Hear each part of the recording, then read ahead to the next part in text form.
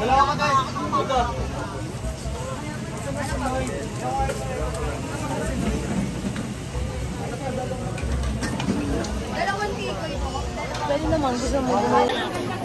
she's the famous Sotanghon lady.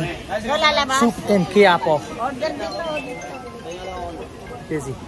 I don't know if you guys can get a chair here.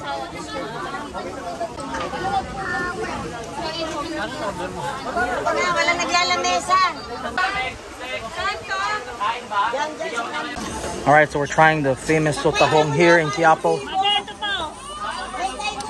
It was super hard to get into this. Very famous.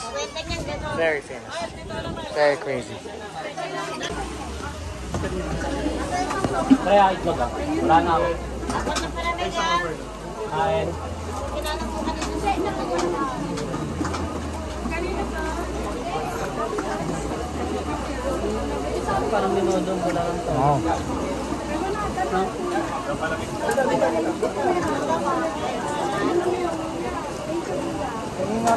Perfect for a rainy day here in Quiapo.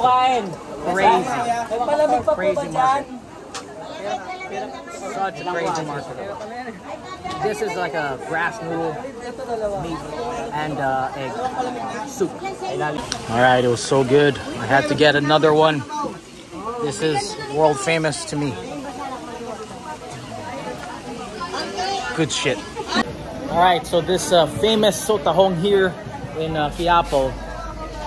That old lady, she's making a lot of money. It's fucking crazy. It's like so crazy. Had to like wait like an hour. And it was crazy because it was raining and stuff. But our total was how much? $5.50 for all of us. 6 persons. For 6 people. Pretty cheap eats too. And it's really good. I can't stress how I enjoyed that glass noodle soup with beef and egg and crazy stuff.